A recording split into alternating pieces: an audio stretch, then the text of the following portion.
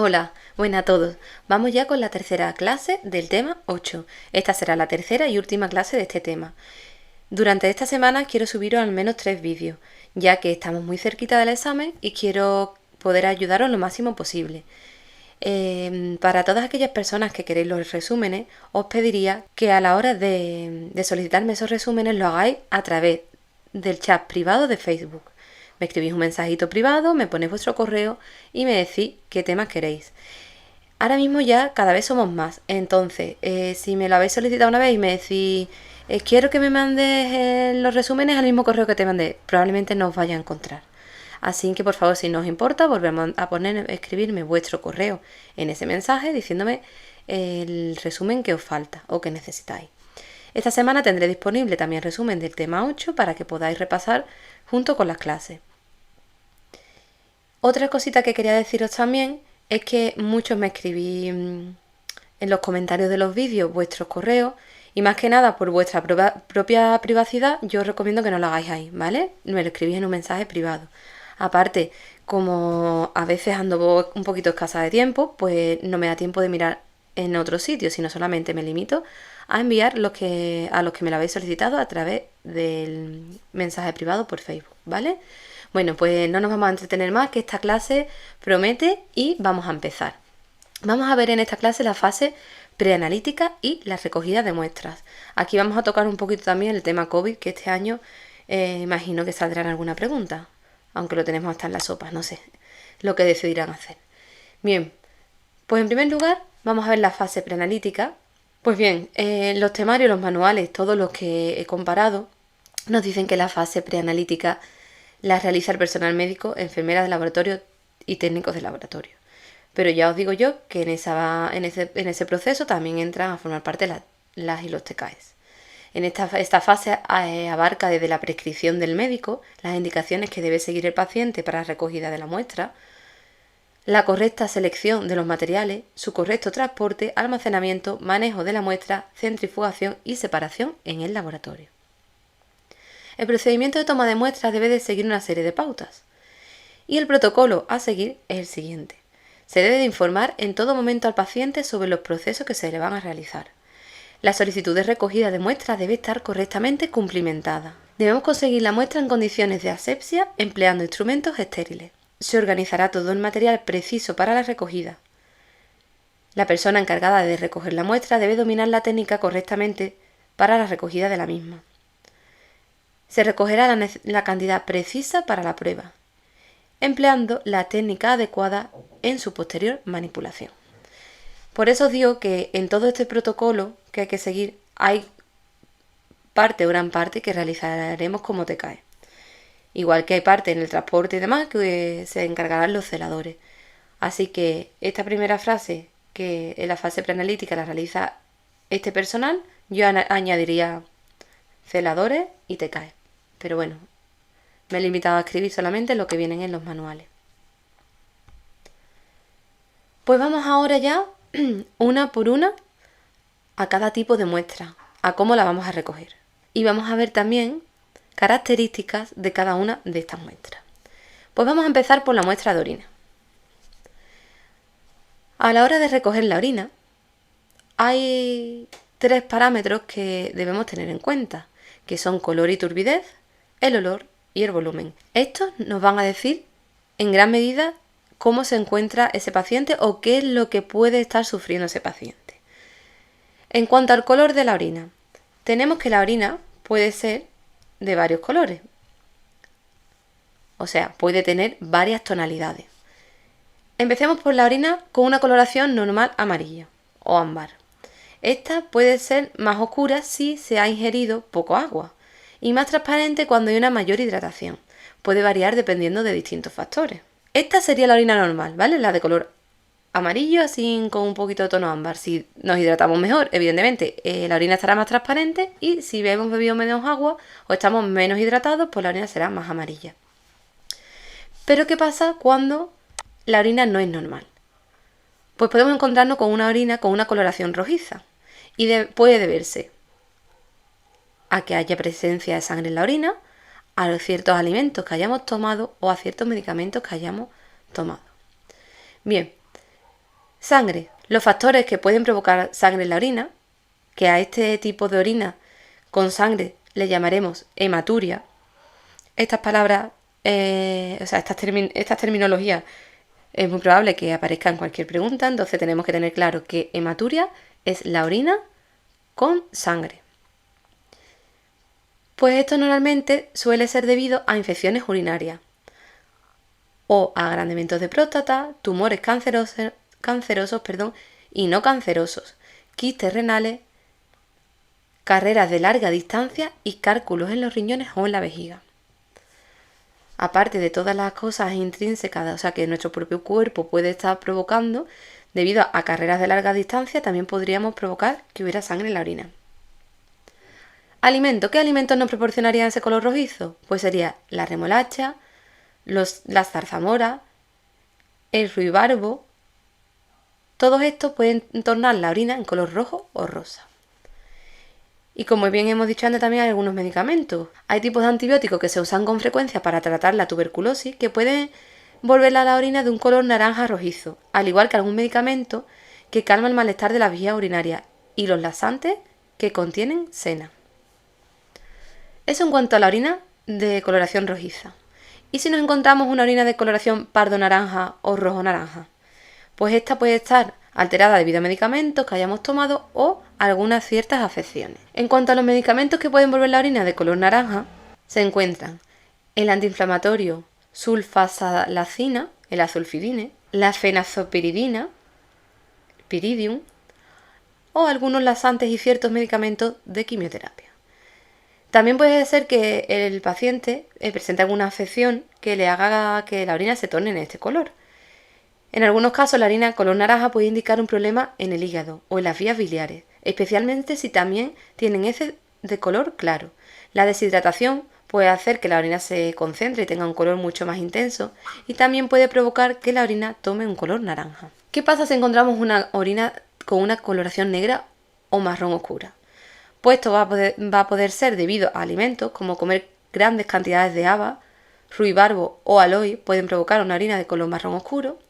Medicamentos que pueden ser palúdicos, cloraquina y primaquina. También los antibióticos metronidazol, como el Flagyl, y nitrofurantoína, como el furadantin.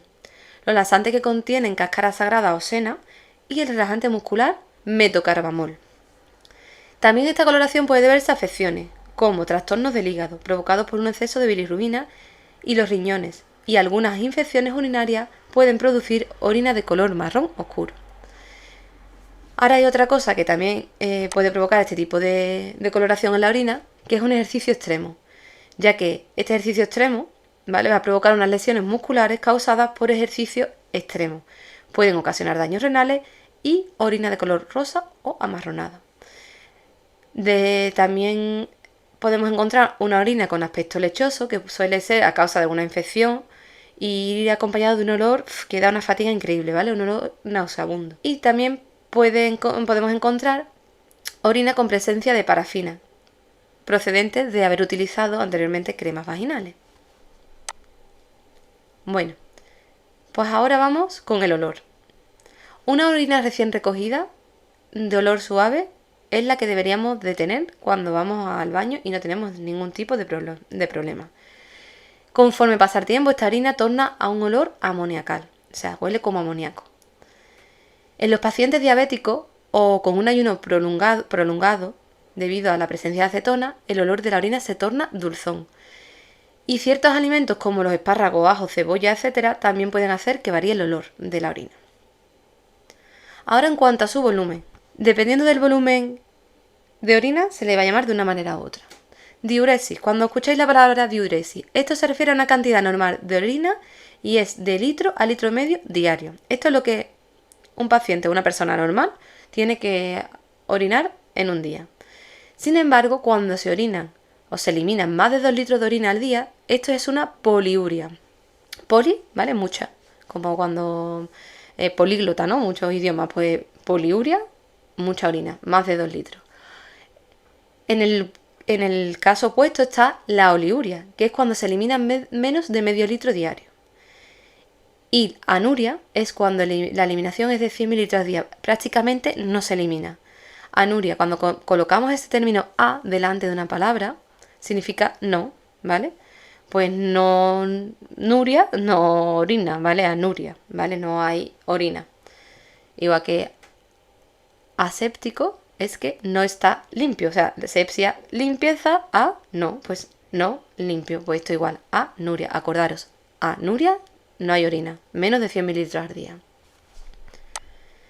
¿Y qué pasa en cuanto a la variación de la micción? Pues lo normal es que se vaya al baño 4 o 5 veces diarias en torno a unos 200 o 300 mililitros. Esto varía de un individuo a otro, aunque entra dentro de los parámetros normales, pero va a depender en gran medida de la ingesta de líquido. Cuando tenemos unas micciones que son dificultosas o con dolor, esto vamos a llamarle disuria, ¿vale? La disuria es que nos cuesta trabajo hacer pipí y nos duele. Poliuria, ya lo hemos visto antes, que era cuando hay una eliminación de más de 2 litros de orina. Se utiliza cuando las micciones son muy frecuentes, aunque sean de pequeñas cantidades. Nicturia, esto es cuando te tienes que levantar por la noche a hacer pipí, ¿vale?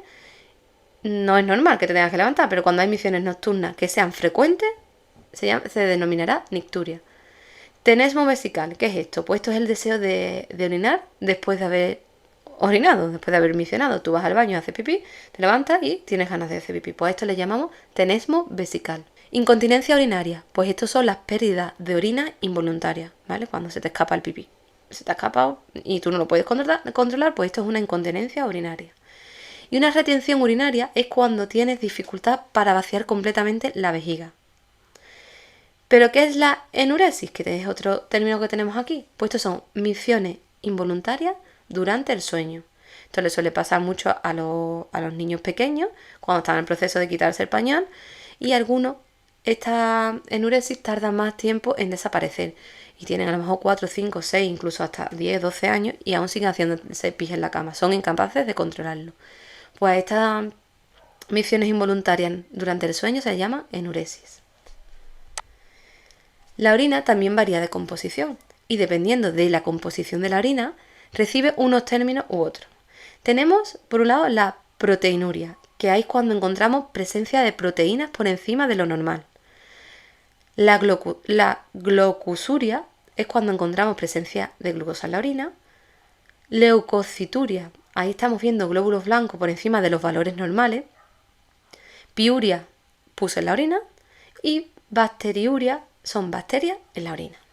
Bueno, aquí tenemos un montón de términos que esto yo os recomiendo que os lo apuntéis, ¿vale? Aunque yo os pase resúmenes y demás, yo os recomiendo que cojáis un folio en el que pongáis recogida de muestras, orina, y apuntaros las cosas más importantes. Que ustedes al escribirlo ya vuestro cerebro simplemente se va quedando con ello. Vais a dedicarle un par de minutos y os garantizo que os va a servir mucho a la hora de recordar todas estas terminologías. Aquí tenemos que la orina, sus valores normales de pH fluctúan entre el 4,6 y el 8. Si el pH es mayor, la orina es alcalina.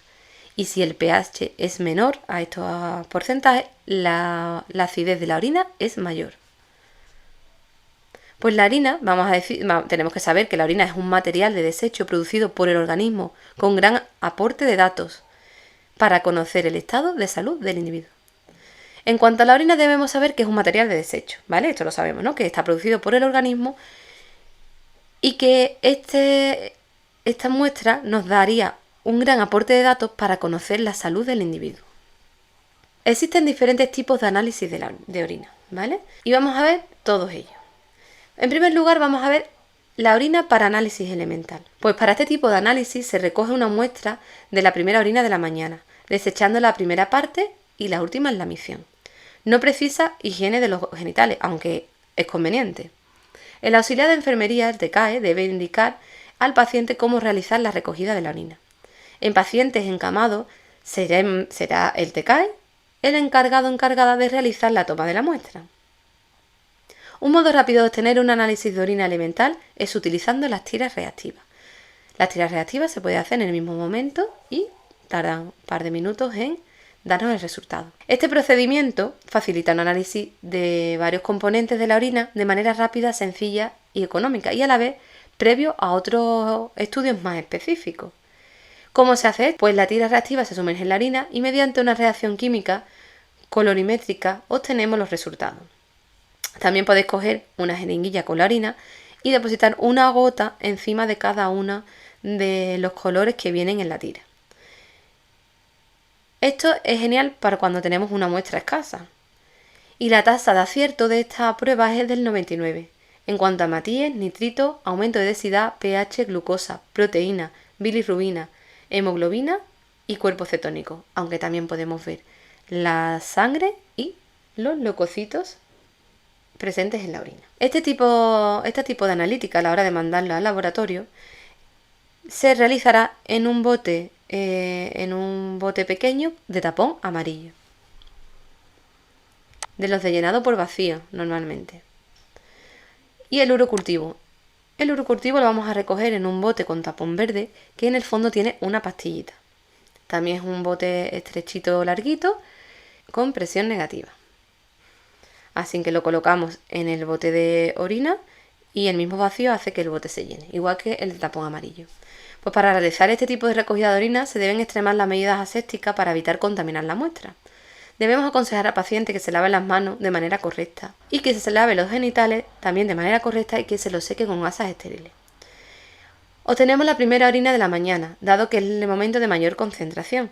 Se recogerá orina de la parte media de la micción, no del inicio ni del final de esta. La primera parte arrastra a los microorganismos de la uretra, así que debemos dejarla que caiga directamente al váter, no meterla dentro del bote de recogida de orina.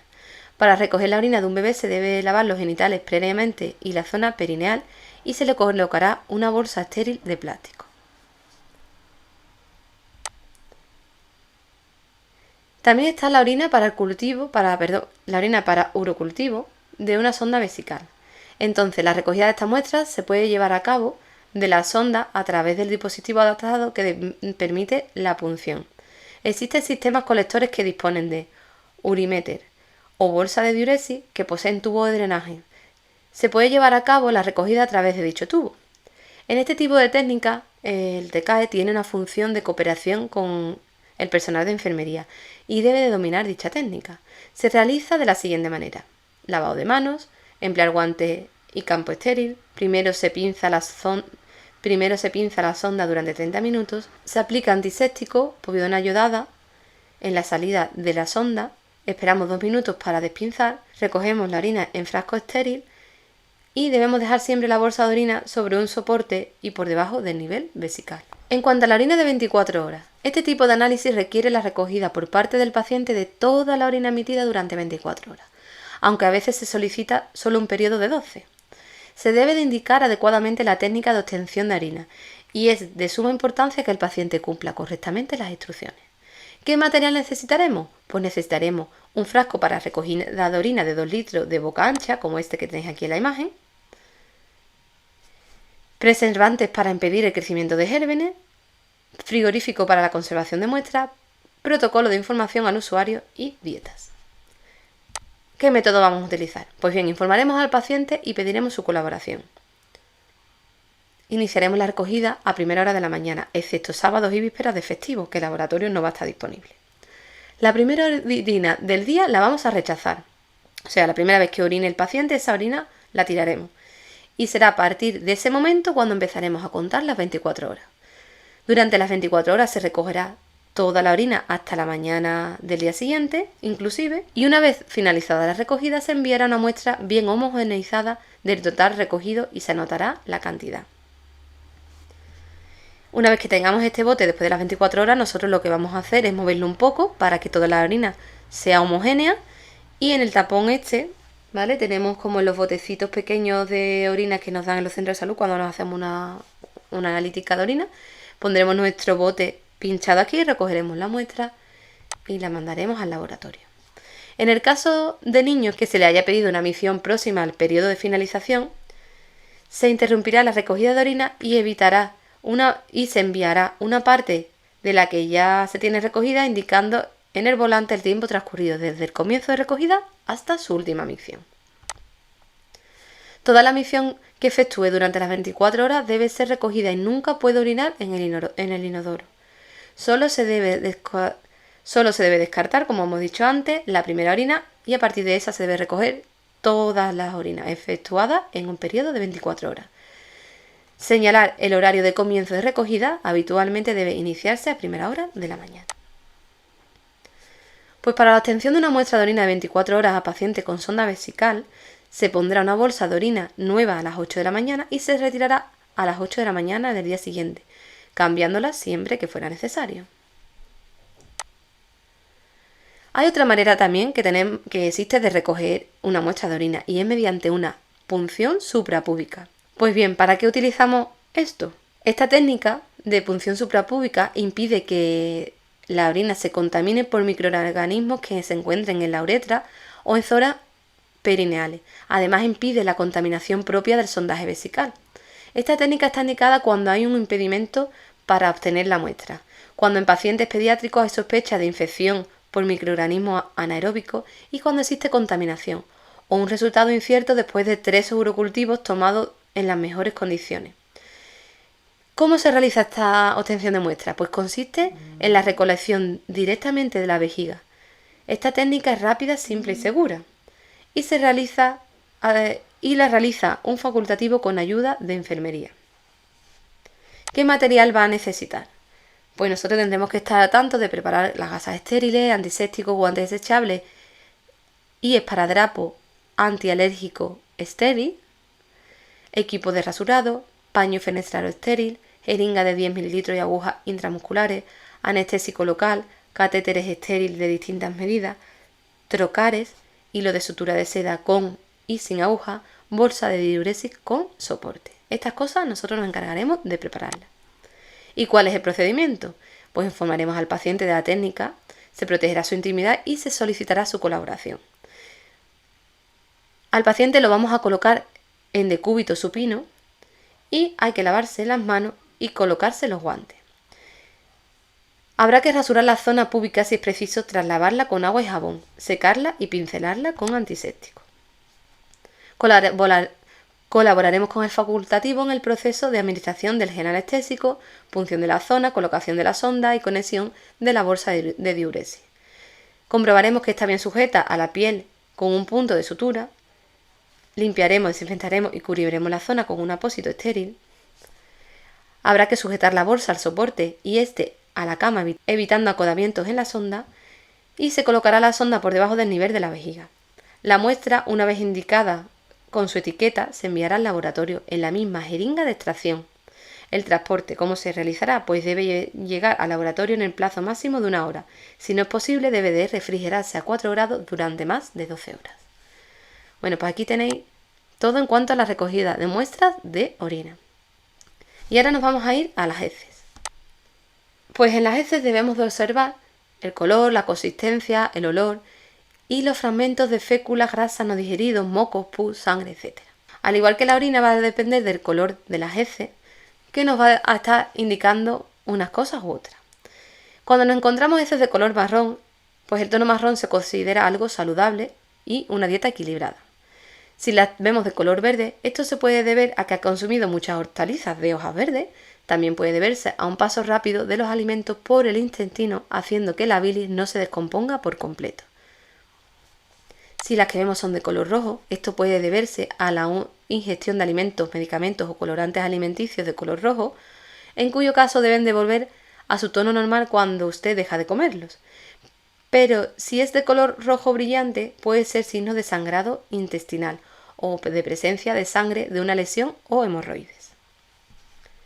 Después tenemos también las heces de color amarillo o amarillento, y estas es verdad que son menos comunes, pero puede ser una infección causada por un parásito llamado Giardia, que puede causar diarrea.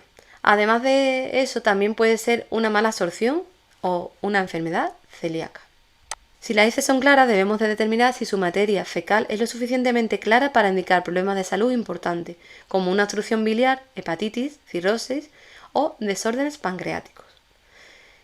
Si las heces las encontramos de color negra, esto ya está a ponerse un poco pesado, pero tenemos que saberlo todo. Si las heces las encontramos de color negra, Puede deberse a suplementos de hierro que hayamos estado tomando, pero si no se toman, el color negro puede indicar un exceso de bilis o un sangrado en el tracto gastrointestinal superior, ¿vale? Como por la zona del estómago.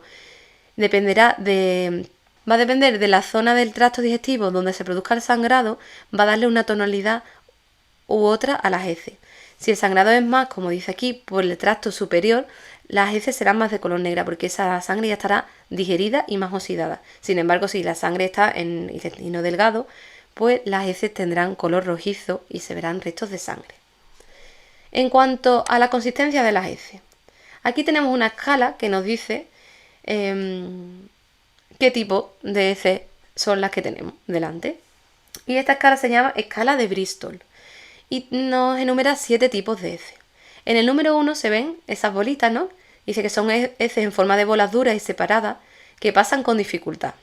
Después tenemos el tipo 2, que son heces en forma de salchichas compuestas por fragmentos, ¿vale? Tiene forma de salchicha, pero se ven ahí las bolitas como las primeras, pero todas juntas, ¿verdad? Después, en el tipo 3, tenemos heces en forma de salchicha con grietas en la superficie. Se ven esas bolitas, pero ya está como más estiraditas, más unidas. Y en el tipo 4 pues tenemos heces como una salchicha, serpiente lisa y suave. Después tenemos del tipo 5, que son bolas blandas con los bordes definidos, que son defecados fácilmente. En el 6 son ya trozos blandos esponjosos con bordes irregulares y consistencia pastosa. Y en el 7 ya son acuosas sin trozos sólidos y totalmente líquidas. Eso en cuanto a la consistencia de las heces. En cuanto al olor, pues también es importante, aunque la caca huela mal, va a depender del tipo de mal, o sea, de la intensidad de mal que huela, puede deberse a unas cosas u otras. Pues según lo que se coma, las heces desprenden un olor u otro. Es claro, eso está claro, ¿no? Si la comida ha estado en el colon más tiempo de lo normal, es decir, si el número de evacuaciones es menor al necesario, las heces olerán mucho más fuerte. Vamos, que si está estreñido, va a oler mucho más. Un olor característico de melena. Vale, un término usado para describir heces de color negro, azabache, alquitranadas, que es parcialmente penetrante y significa sangrado del estómago. Puede estar originado por una úlcera gastroduodenal o una gastritis erosiva.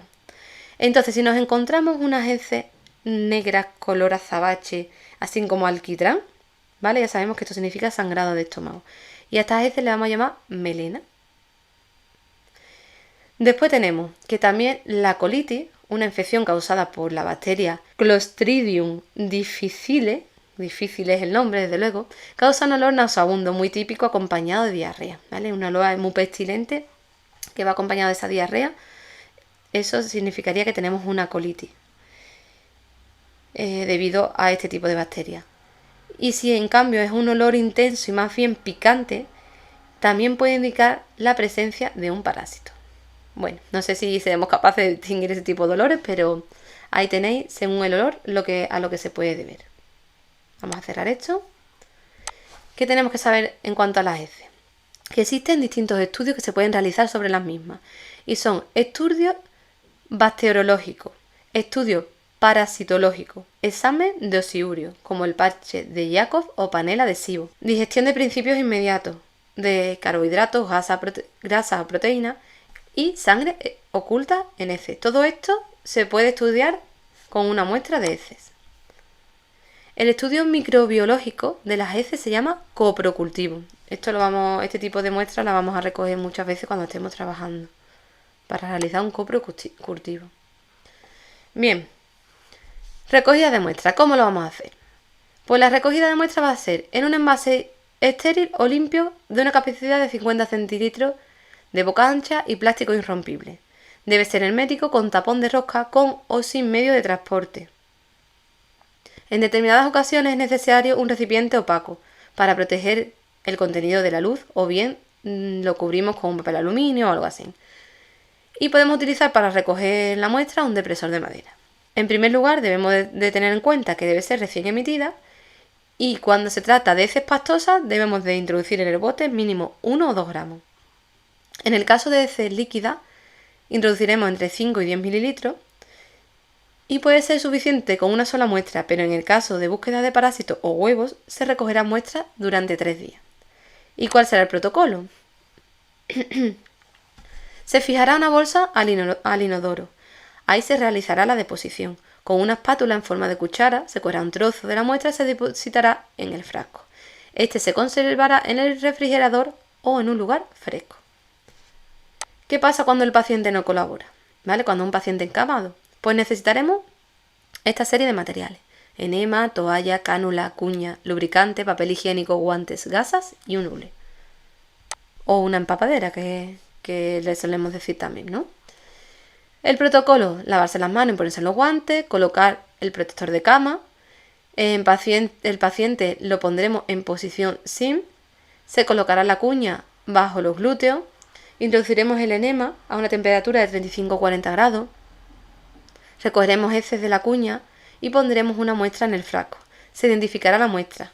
Entonces nos quitamos los guantes, nos lavaremos las manos. Se enviará la muestra lo antes posible al laboratorio mientras se mantiene refrigerada. Bien, pues esto es todo lo que teníamos que saber en cuanto a las heces. Y ahora vamos con otra cosa también muy desagradable. Este tema en general es bastante desagradable porque todos los fluidos que desprendemos, la verdad es que son un poquito asquerosos. Bueno, el esputo. ¿Qué es el esputo? Pues el esputo es una secreción producida por las glándulas mucosas de los pulmones y los bronquios y se expulsa al toser profundamente. Vamos a ver más cositas sobre el esputo. ¿Qué tipo de esputo hay? Está el esputo normal, que este es acuoso y claro, y la pequeña opacidad es un material celular en suspensión y es inodoro, o sea, no huele. Cuando el esputo es anormal, pues en condiciones patológicas el esputo presenta diferentes aspectos: ceroso, líquido, mucoso, blanquecino y muy adherente, donde predomina el moco, purulento, que contiene pus, sanguinolento o marronáceo, contiene sangre en pequeñas cantidades y puede verse a tuberculosis, cáncer de pulmón, etc. Amarillento verdoso en caso de infecciones del tracto respiratorio. Uf, qué asco, de verdad. Este tema me produce mucha fatiga. Más cositas sobre el esputo. Pues el cultivo del esputo determina el microorganismo causante de las infecciones en las vías aéreas inferiores, como tráquea, bronquios y pulmón. El análisis del esputo busca identificar afecciones respiratorias en vías aéreas inferiores. ¿Elementos anormales que podemos encontrar en el esputo? Pues bien, podemos encontrar microorganismos, parásitos u otros. En cuanto a microorganismos, podemos encontrar bacterias, hongos, virus o protozoos. En cuanto a parásitos, pues pueden ser tenias y sus larvas, nematodos pulmonares, insectos. ¿Y otras cosas que podemos encontrar en un esputo que no es normal? Pues sangre, polvo ambiental o mineral, alquitrán o células variadas. Bien, otras cositas más que tenemos que ver. ¿Cómo vamos a recoger esta muestra? Pues la recogida de la muestra suele hacerse por las mañanas. Se puede preparar al paciente sugiriéndole que beba abundante agua en las horas anteriores a la recogida. Si la tos es muy seca y resulta imposible obtener muestras, se realizará una broncoscopia. En pacientes pediátricos o no colaboradores se les realizará una aspiración controlada. Se realizará la obtención de muestras mediante técnicas asépticas sin rozar el interior del bote ni la tapa por el centro. Se hará una recogida en ayunas y tras una higiene bucal solo con agua para evitar contaminación con restos de comida o pastas de dientes. Y el esputo se obtiene por expectoración profunda en posición erguida, de pie o sentado. ¿Qué material vamos a necesitar para recoger esta muestra? Pues usaremos un bote de plástico de 50 centilitros, hermético con tapón de rosca estéril y guantes. En cuanto al protocolo, debemos saber que hay que lavarse las manos y ponerse guantes, abrir el recipiente estéril y tenerlo preparado cerca del paciente, pedirle al paciente que tosa profundamente y escupa el esputo en el recipiente. Cerraremos el recipiente e identificaremos la muestra con una etiqueta con los datos del paciente. Entonces ya nos quitamos los guantes, nos lavamos las manos y enviaremos la muestra al laboratorio lo antes posible. Si no se envían en ese momento, conservaremos en frigorífico a 4 grados, no más de 24 horas. Bien, pues pasamos ya del esputo y ahora vamos con otra cosa que también, como todas las demás, no es muy agradable. ¿Qué es el vómito? ¿Vale? Pues el vómito es la expulsión del contenido gastroduodenal a través de la boca. Y tenemos también distintos tipos de vómitos que nos vamos a encontrar. Y va a depender de la consistencia, del color y del olor lo que tengamos que tener en cuenta. En cuanto a las consistencias, esto va a variar en función del alimento ingerido y en la fase de digestión en la que se encuentra el paciente. El color también va a influir en el alimento que se haya ingerido y la presencia de sangre o jugos gástricos. Y el olor suele ser ácido, parecido al vinagre. Cuando el olor es fecaloide, o sea, olor a heces, es porque proviene del intestino. Más cositas sobre el vómito. Pues mediante el análisis del vómito buscamos detectar microorganismos tóxicos o sangre, etc. ¿Y cómo vamos a recogerlo? Pues vamos a necesitar un recipiente estéril, una espátula y unos guantes. Y el protocolo también es parecido a los demás. Nos lavamos las manos, nos ponemos los guantes y ahora tomamos una muestra con la espátula y la ponemos en el recipiente sin aditivos ni conservantes. Identificaremos la muestra con los datos del paciente, nos quitamos los guantes, nos lavamos las manitas y enviamos la muestra al laboratorio lo antes posible. Bien, pues esto no es todo. Pero como la clase se está alargando mucho porque son muchas cosas las que estamos aprendiendo, vamos a parar aquí y en la siguiente clase, que espero subirosla como mucho mañana, vamos a ver la recogida de muestras de sangre, líquido cefalorraquídeo, exudado y otras. Y dentro de otras veremos cómo recogemos muestras para pacientes posibles casos COVID, ¿vale? Pues nada, espero en la siguiente clase y mucho ánimo.